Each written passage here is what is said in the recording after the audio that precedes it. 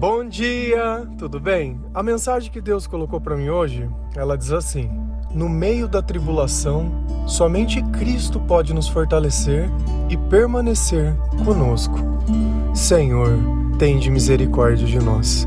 Perdoa, Pai, todos os nossos pecados, livra-nos de todo mal, nos afasta de tudo aquilo que não vem de Ti. Nós agradecemos, Senhor, por mais esse dia, pelo alimento, pela palavra, pela presença. Aceita, Senhor, essa nossa oração, esse nosso louvor, pois nós Te amamos, bendizemos, Te amamos. Somente Tu é o nosso Deus e em Ti confiamos.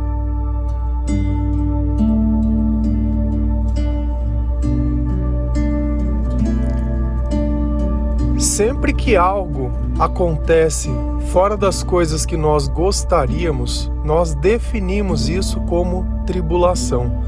Se existe uma coisa que nós temos dificuldade em lidar, é quando a nossa vontade ela não é feita. Então, todas as vezes que nós estamos no meio de algo que nós não sabemos lidar, nós, por costume, ficamos atribulados e começamos a nos questionar e comparar a nossa vida com a de outras pessoas, vendo quem é mais merecedor de passar toda aquela dificuldade. Quando nós nos aproximamos do Senhor, a nossa sabedoria ela vai aumentando. E a sabedoria é a capacidade de entender que existe um tempo certo para cada coisa, que mesmo no meio de uma tribulação, o impossível ainda ele pode acontecer, que não importa o que está acontecendo à nossa volta, o importante é o que acontece dentro de nós. E a nossa fé, ela impede que tudo isso de ruim, que talvez esteja acontecendo fora, contamine o nosso coração e os nossos pensamentos. Então, apesar de fora tudo estar um completo caos, dentro de nós o reino de Deus ainda ele permanece inabalável. E chega um ponto que aquele reino que está dentro de nós se manifesta fora e o milagre acontece. Então é importante que nós tenhamos como consciência que a relação que nós temos com Deus define muito os nossos sentimentos, porque quanto mais perto de nós o Senhor estiver, melhores serão os nossos sentimentos. A tribulação, ela serve também para que Deus possa conhecer o nosso coração, o quanto nós confiamos na Sua palavra e na Sua presença. Se a gente vai lá em Deuteronômio 8, versículo 2, a palavra do Senhor lá diz assim: lembrem-se de como o Senhor, o seu Deus, os conduziu por todo o caminho no deserto, durante estes 40 anos, para humilhá-los e pô-los em prova, a fim de conhecer suas intenções e se iriam obedecer aos seus mandamentos ou não. Então, durante todo o tempo que o povo ele esteve no deserto, uma coisa a palavra ficou bem claro: o Senhor esteve com eles. Não apenas estava, mas conduzia aquelas pessoas. Então eles tinham um caminho, eles tinham um destino. Só que no meio daquele caminho teriam muitas dificuldades. Primeiro que o deserto é um lugar inóspito, não foi um lugar que a gente foi feito para morar, mas era uma terra de passagem. Então durante 40 anos eles ficaram vagando nesse deserto. Não que eles não soubessem para onde ir, mas porque Deus ele estava provando o coração daquelas pessoas.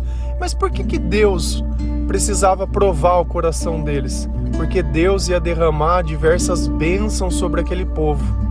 E você imagina você entregar poder a pessoas que têm o coração corrompido.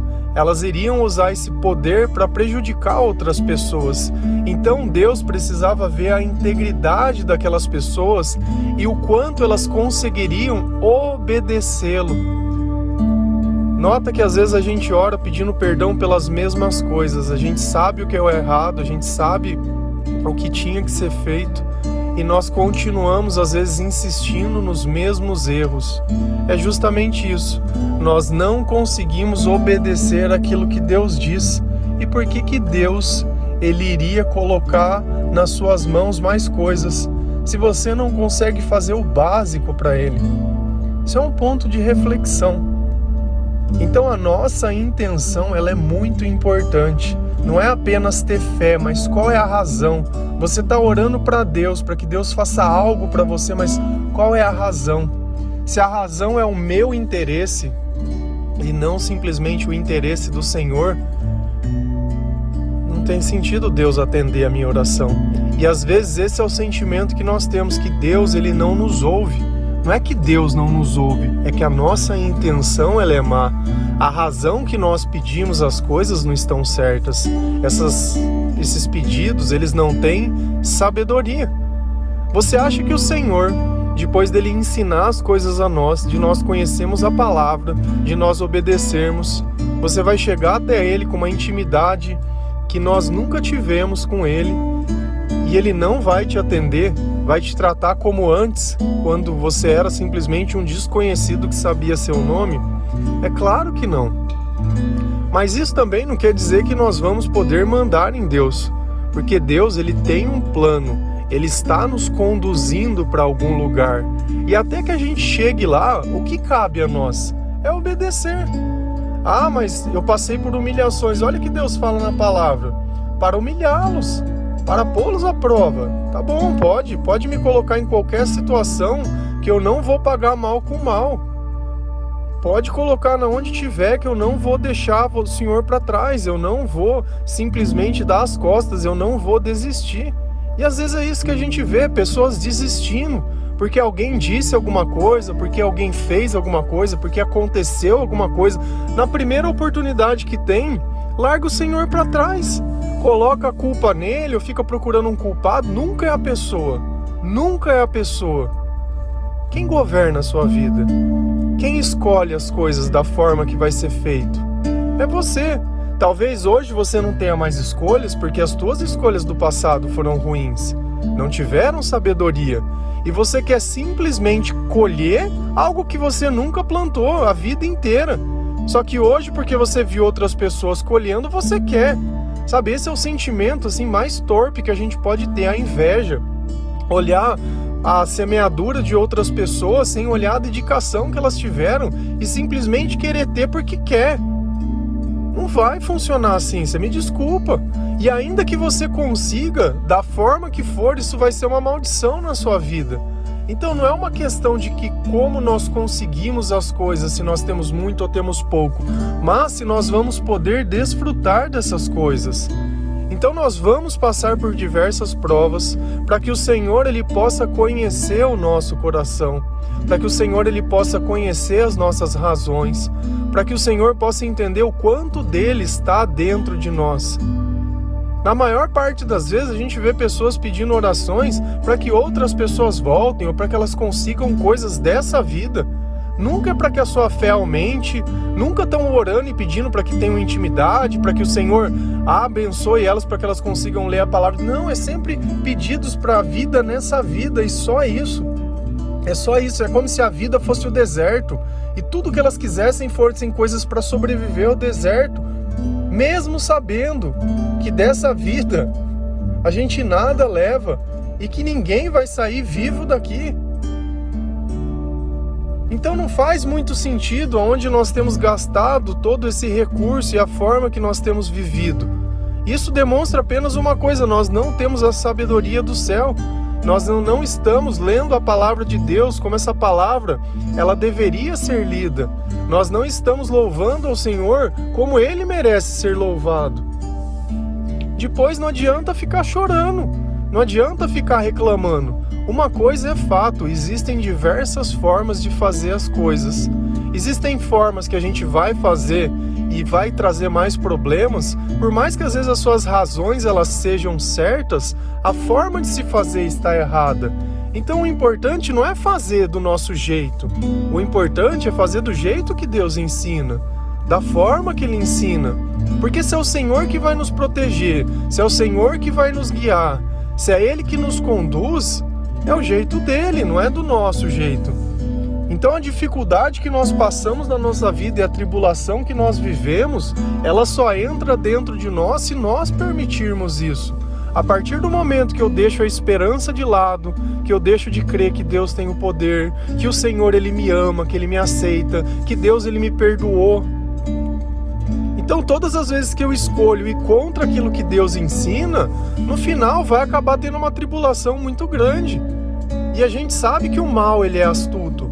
Ele vai fazer de tudo para ganhar o controle da nossa vida, para ver a gente jogado no chão, para ver a gente pisado, para ver a gente sem esperança, para tentar jogar a gente naquela vida velha, a recorrer de novo às mesmas coisas.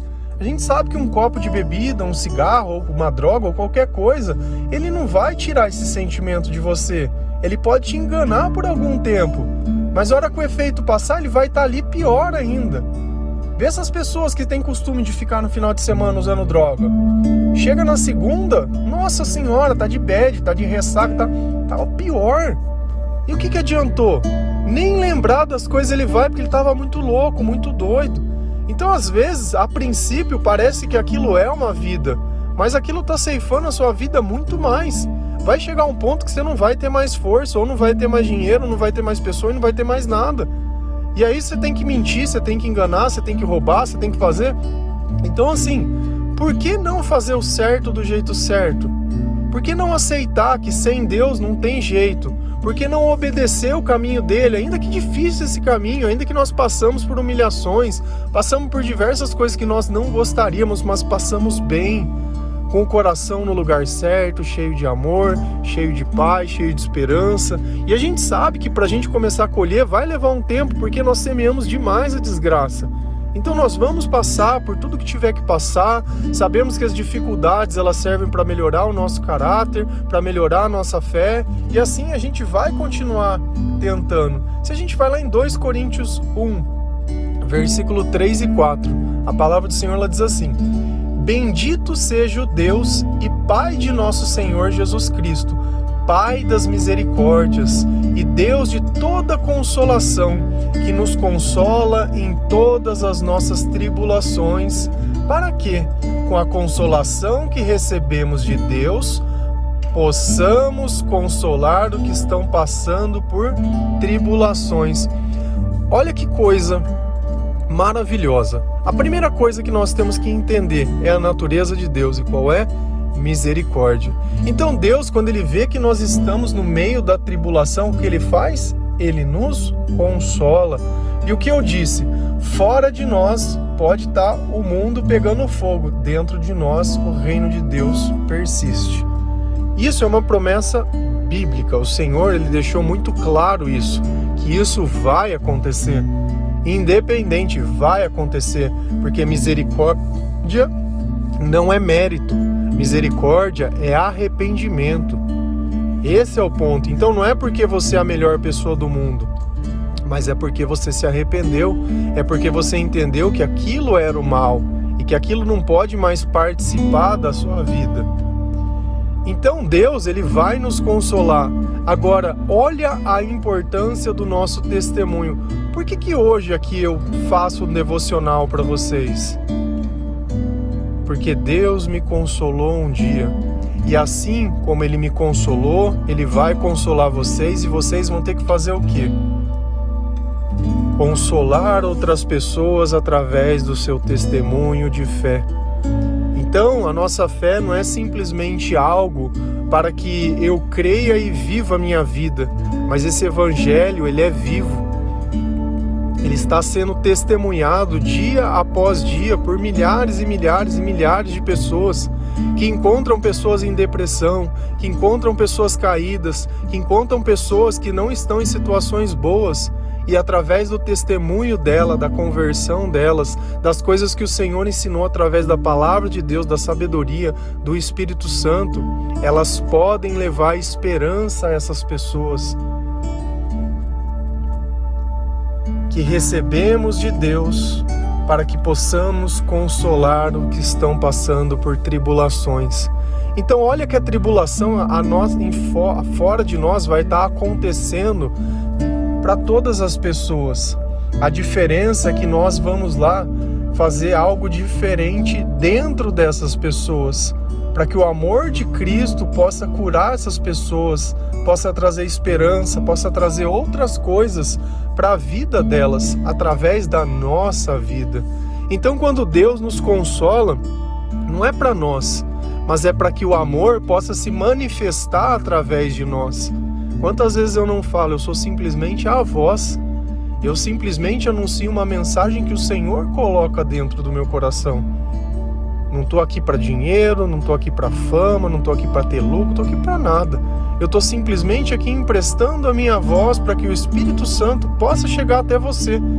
E eu tenho certeza que diversas vezes você sente que Deus está falando com você.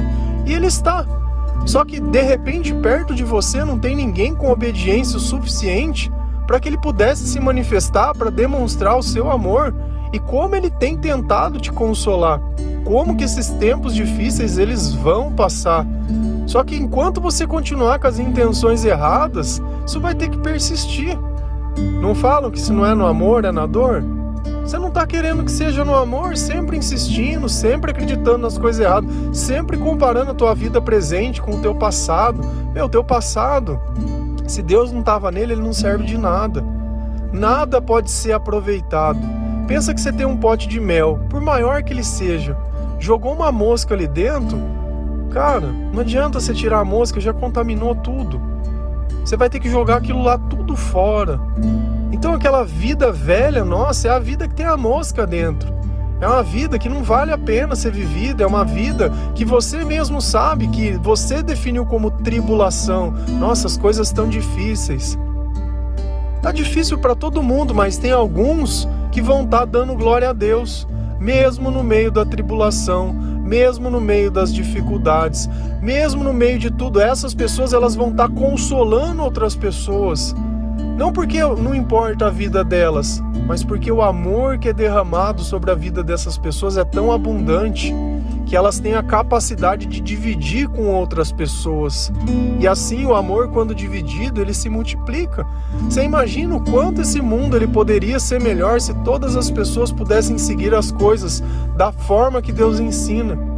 Sem julgamento, cada um cuidando da tua vida, cada um ajudando aos outros, cada um fazendo aquilo que é possível, sabe? Cada um colocando o Senhor em primeiro lugar na sua vida, tirando essa dependência emocional, sem ninguém querer provar nada pra ninguém, sem ninguém querer comparar ou ter inveja ou ter ciúme, sabe? Sem toda essa maluquice. Hoje todo, o que eu mais vejo são pessoas da igreja querendo justificar as coisas. Será que Cristo, quando Ele faz alguma coisa, ou quando Ele ensina na palavra, Ele precisou ficar justificando os seus atos? Não, Ele simplesmente estava em paz. Ainda que no meio, se você olha a história de Cristo, o tempo inteiro Ele é perseguido, desde o seu nascimento. Desde o seu nascimento Ele é perseguido, mas Ele estava ali, firme na mensagem, firme na promessa, firme em tudo. Vai ter perseguição? Vai. Vai ter dificuldade? Vai. Vai ter dias que as coisas parecem que não vão dar mais certo? Vai. Mas se Deus estiver conosco, se Deus é o nosso consolo, se Deus é o nosso guia, pouco me importa. Eu vou continuar lutando, eu vou continuar fazendo. A gente sabe que a nossa vida ela tem um propósito. E enquanto nós temos propósito para Deus, a nossa vida ela vai estar pulsante. Quando nós cumprimos esse propósito, nós vamos voltar ao Senhor. Então não existe engano no plano de Deus, mas eu tenho que estar pronto tanto para essa vida quanto para outra. Eu tenho que estar pronto para as promessas de Deus. Eu tenho que suportar. Se a gente olha a história de Davi, desde criança as promessas de Deus estavam na vida dele. E quanto tempo não demorou para aquelas coisas acontecessem na vida dele. Quantas coisas ele não passou. Samuel, desde o ventre da sua mãe, ele estava consagrado ao Senhor também. Jesus Cristo também. Então a gente nota que todo mundo tinha um propósito para aquilo. Quantas vezes, se a gente olha nos Salmos, Davi não foi perseguido? Quantas e quantas coisas não aconteceram na vida daquele homem?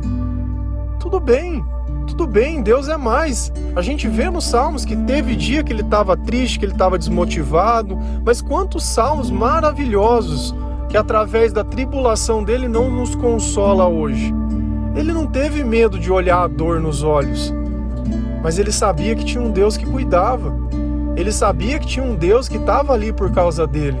E ele sabia quem ele estava servindo. Quando ele vai enfrentar Golias, o que ele fala para Golias? Eu estou aqui em nome do Senhor. Você vem com espada e escudo contra Deus. O que isso pode ser feito? Então aquele que Davi servia era muito maior, e não pelas armas desse mundo. E é isso que às vezes a gente se perde no equívoco, de tentar ficar tentando achar como Deus vai fazer as coisas, que ele tinha que fazer assim. Ai, porque se não for... Cara, não importa. Se eu te falasse, olha, esse é Davi e esse é Golias, como você... quem queria ganhar? Certamente que você ia falar que era Golias. Se eu te falasse com qual arma que Davi ia matar o gigante, um arco e flecha, alguma coisa assim, mas quando que você ia falar que era com uma pedra, uma funda? Cara, Deus ele vai usar das coisas mais insignificantes para mostrar que não é pela força do homem, mas é pelo poder soberano de Deus. Então uma coisa que fique muito bem claro, no meio da tribulação, somente Cristo nos fortalece e permanece conosco. Então, se você não está sentindo isso que eu estou dizendo, esse consolo, é justamente o ponto e o fato de você estar precisando, de repente, orar mais, confiar mais, entregar a sua vida ao Senhor, parar de questionar, parar de reclamar, que seja feita a vontade de Deus e não a sua, e que nós possamos respeitar todas as escolhas de Deus, porque sem Ele nós nada somos, sem Ele nós não vamos suportar. Amém? Que Deus abençoe cada um de vocês, que o Senhor possa te dar força, que o Senhor possa te dar coragem de admitir, de aceitar, de permitir que o Senhor ele faça tudo que seja necessário na sua vida, tudo, mas acima de tudo, para a honra e glória dEle, e não simplesmente para satisfazer as tuas vontades, para que seja apenas um capricho ou um amuleto. Nós temos que ter respeito por Deus, nós temos que ter admiração por Deus. Ele é o Senhor, Ele não é simplesmente um amigo, Ele é o Senhor, é o respeito de Senhor. Se você tivesse às vezes diante de um juiz, de um delegado, sei lá, de alguém que entre aspas, um prefeito ou um presidente, alguém que fosse uma autoridade nessa terra, você teria respeito por essa pessoa. Tenha um respeito 10 vezes maior por Deus. Nós não temos ídolos aqui, nós temos um Senhor. E o Senhor é o meu pastor, e nada me faltará. Amém?